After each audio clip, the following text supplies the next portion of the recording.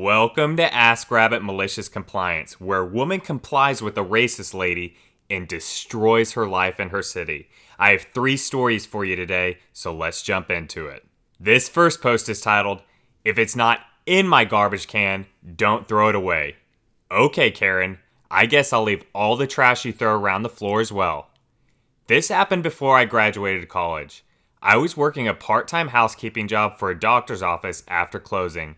The most annoying thing was the blatant disregard from people who worked there. In particular, the woman in the front portions of the office would throw trash everywhere and not put it in the can.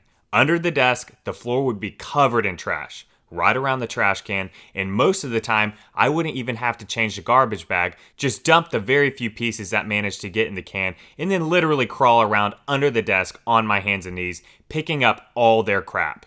I'm talking paper thrown around everywhere, old folders they'd clean out from closets, candy wrappers, tuna cans. You're eating tuna in an office? And thousands of peanut shells. Just to name a few. They just didn't care. The amount of lazy you have to be to throw garbage right beside the can and not in it astounds me. I never complained to anyone about it because even though it pissed me off, I figured it was less effort to just pick it up. That is, until I got a note. A very passive-aggressive note from a particular messy woman letting me know I threw her calendar away and why would I ever do such a thing. I have a picture of the note right here and it says, "So, I left an unopened, still in the plastic calendar beside my trash can yesterday. Why would you throw it away? If it isn't in my trash can, please don't touch it. Thanks." 1. The calendar was propped up against her garbage can. That's usually the universal sign of, hey, this needs to be thrown away. And they threw stuff like that away all the time. Why put it in there if it isn't trash? 2, there's so much garbage all under your desk every single night. How am I supposed to know when something isn't trash? 3, it isn't my job to determine what is and what isn't supposed to be thrown away. It was my bad that I threw the calendar away because I didn't pay attention to the dates or anything on it. Like I said, there's always crap everywhere. But when I got this note, I was pissed. The nerve, after I spent so much unnecessary time cleaning up garbage that you can't be bothered to actually put in your cans because you're too lazy? Fine. If it's not in my can, don't touch it. You got it. I won't touch anything that isn't in your garbage can. I left everything that was on the floor exactly where it was and just changed the bags.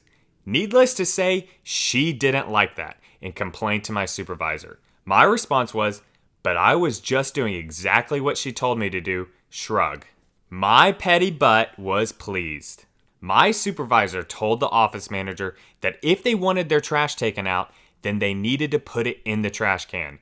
Otherwise, nothing would be thrown away, with the exception of boxes labeled trash that were too big for cans.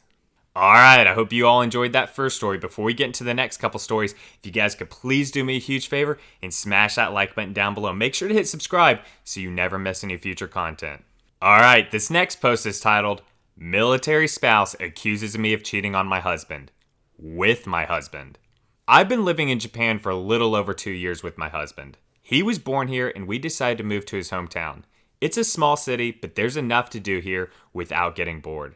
I'd describe us as an Asian man, white female couple. It's not so common in Western countries, and it can feel like we are some rare shiny Pokemon as Asian man, white female in rural Japan. Lots of staring, occasional secret picture, or even small chats if an old lady is brave enough to approach us. It can feel uncomfortable eating at a restaurant because kids will turn around in their seat and stare at us the whole time with an open fish mouth. Coincidentally, there's a small U.S. military base located in the city.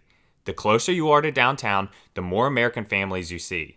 I'm constantly mistaken for being military by Americans and Japanese, which is understandable. Besides myself, I only know 5 other interracial marriages here. It's always locals who ask about my American husband when I'm out alone, which I respond in Japanese, "My husband is Japanese and I live here," or something along those lines. Americans never ask about my marriage as they assume my spouse is American. When we are together in public, we do abnormal couples behavior such as holding hands. No, couples rarely hold hands in public, let alone say "I love you." We don't go downtown too often since it's all pay to park and it's a nightmare to find a place. It was a beautiful warm day for the first time in months, but we decided to battle for a spot and walk around the shops. The crowd was heavy since the weather was great and winter was ending. The season for new American families to move here had just finished, so I'm sure this was many people's first time to leisurely walk and shop outside. We find a parking spot and made our way to the outside shops. Of course, we were holding hands and casually talking and laughing. Wow, I hear this American woman about 10 feet behind us. You should know that a Japanese stereotype against Americans is that we are rudely and obnoxiously loud. And this wow was loud enough for me to turn my head around at the noise. She was with two other moms who had like 3 kids each. They were staring at me, but perhaps we just accidentally had eye contact at the right time. Seriously? Another homewrecker is doing this in public? Chill, woman. You're so loud I can even hear you. We find a table nearby at the Starbucks outside. We are enjoying drinks when the same group of women approached us with their strollers in tow. They definitely had some sort of purpose with something to say to us. Let's call her Ona. Excuse me, but you need to keep whatever you're doing in your messed up home. Doing that in public in front of families to see is disgusting and immoral. My kids don't need to see such bad display of marriage. I'm so confused, as was my husband who can speak English. Who knew drinking coffee outside was a crime against humanity in marriage? I'm sorry, what did we do? You know exactly what you're doing. Then she points at my wedding ring. No, I don't. Good Lord, does your husband know about this? Is he on a ship right now? That's so like dependipotamus. Her friends laugh. In case you don't speak military, a dependipotamus is slang for a military wife who stays at home all day, doesn't clean, uses their spouse as an ATM, and looks like Jabba the Hutt. It dawns on me. She thinks I'm a military spouse and I'm cheating on my American husband. I started laughing because she's suggesting I'm cheating on my husband with my husband. This is my spouse. I'm actually not part of the military community and I have a Japanese visa. Ona looks at my significant other up and down. The 2 women behind her apologize, but the Ona didn't believe it. No one would voluntarily want to live in this little town. Nice lie, but you're not representing the military community. You make all of us wives look like whores. Who is your husband and what's his rank? Also, I need your dependent ID. My husband is a high rank, so he'll make sure your husband is aware of your infidelity. She pulls out her phone to probably type my response. I'm offended since this is actually a nice place to live and very open to foreigners. I say, look, my husband's name is Ray, and he's sitting right here. I'm not going to show you my military ID since I don't have one, and you're not the police. As proof, you can obviously see our wedding bands match, and here's a picture. I show her my phone screen, which is of us in traditional Japanese clothes on our wedding day. Her eyes became huge at the picture. Her 2 friends and their spawn have already started walking away. Why are you in a relationship with him? You should be in a normal relationship and start having a family with American kids. She says some other statements which I consider racist against the Asian race. It's so ironic because we are in Japan and she's fussing about me being married to a Japanese man. My husband has been quiet throughout the whole exchange and says to me we should go. I agree and stood up. I say, stop. The things you are saying are extremely offensive. I was part of the military community myself some years ago, and what you're doing is against spousal conduct. She smirked. Go ahead and tell people what I did then. My high-ranking husband is an E7, and everything will be swept under the rug no matter what happens. You can't touch me. So that's what I did. Note, this is a small military community. Someone does something minor and it's talked about between wives like chickens.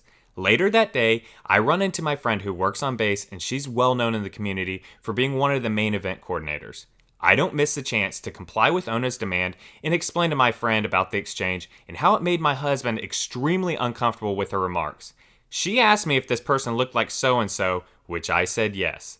My friend rolls her eyes. My friend said, she just arrived a couple months ago and is already causing problems with rumors and drama. Looks like we have a racist too. I'll make sure what she said is passed on. It's been half a year later and I didn't hear anything about Ona again since I distracted myself from making military friends here. I've only been in my new city for a little over 2 years and experienced more drama from military families than I have in my whole high school career. That is, until now.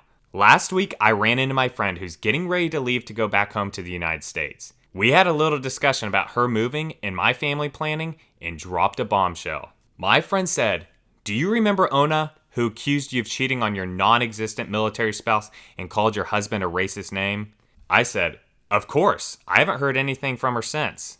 My friend said, "Well, I mentioned we were already having problems with her not long after she got here. I told my boss that she was a person who is bothering and threatening civilians and asking for IDs, which isn't allowed for someone with their status." My boss was extremely interested after I mentioned her name because Ona was scheduled for an interview in my department. I suggested we look at her social media accounts from her past behavior because we don't tolerate racism. It was easy to find her Twitter and Facebook, particularly Facebook, since we have many mutual friends. Her SNS was shocking. While she set her Facebook to private, her Twitter was littered with malicious tweets and retweets. This included racism slang from many nationalities, colorful language, and using her husband's military rank to bully others. She made it very clear that she wants to see her current city burned to the ground, and why would anyone want to learn Japanese since it sounds so terrible? We printed some of the more extreme things she posted, and we still invited her to the interview. Oh, and did I mention my boss is Japanese? So she comes into the interview, which I was a part of. I asked 3 good things about her, which she said she was dependent, gets things done, and friendly. My boss just looked at her for a second before he pulled out her tweets and asked her to explain how she can friendly serve the local community if she hates it so much. Ona was floored and said someone had hacked into her account despite there being at least 3 years of slanderous tweets. We thanked her for coming and said we can't accept an employee with this conduct. As far as I know, she's still not working because some spouses found her Twitter not long after the interview and was shared in all departments. No one will touch her application now. I said, "So all of this was discovered because I told you about her accusations?" My friend said, "Yes. Oh, and she's kind of an outcast socially right now because she cheated on her husband a couple months ago." There you have it, folks. Because one person couldn't mind their own business, they lost a potential job and had their social media exposed. Super ironic since she became the dependopotamus and adulterer, the same thing she was accusing me of. This next post is titled, "Can't work remotely? Guess it's vacation or sick leave then." As you can imagine, a lot of companies are figuring out how to manage their remote staff right now in response to the virus. I'm a social media manager for a large university and am considered essential staff for some instances. If there's a snow day, I can work from home, but need to monitor social channels for questions, problems, etc. Weeks before the virus got as widespread as it is now in the US, I asked my supervisor to consider remote options as my husband and I had been keeping a close look at its progression abroad, and he has an autoimmune disease, but I was literally laughed at and told it would never happen. Last week, our university announced that they'd be shifting to online learning for 3 weeks. I again asked if we'd be given remote options at this time as well to help flatten the curve, and given that my job can literally be done anywhere, it shouldn't be a problem. I again was told nope, as essential staff, I'd absolutely have to come in, and more details would be given in an HR email later that day. HR email comes in and affirms that all staff were expected to come in as normal. About 4,000 employees, and if you wanted to take time at home, you need to take personal, vacation, or sick time. Staff could call and email HR and make individual cases to request remote work, but I'm in the state with the 4th highest cases of the virus right now, and we all know college campuses are cesspools for disease, so staff is livid. The next day, I emailed my supervisor again and told them that I called and emailed HR saying that if I didn't get approval for remote work, I'm going to follow email protocol and take sick leave for the foreseeable future. Luckily, I'm in a union and can request up to 26 weeks of 100% paid sick leave for myself or caring for my family, and I knew it would get approved. I said the ball was in their court and they could either have me at home actually working or have me at home and be down an essential staff member. Silence. In the meantime, I got a phone call back from HR from a frantic employee who said they received literally thousands of emails and phone calls similar to the one I sent, and I could expect an update by the end of the day. turned out I was not the only one threatening their bosses with time off. At 5 p.m., we got an email that all staff and classes are remote until further notice. I know it's likely they would have eventually made this call anyway, but I'd like to think that thousands of employees threatening malicious compliance made it happen sooner. Alright, that's going to wrap up today's malicious compliance video. I hope you enjoyed those 3 stories. Definitely drop a comment down below letting me know what you thought of those 3 stories. And if you could, please smash that like button. It definitely helps out the video. And definitely hit subscribe if you haven't already so you never miss any future content. I hope you all have a great rest of your day.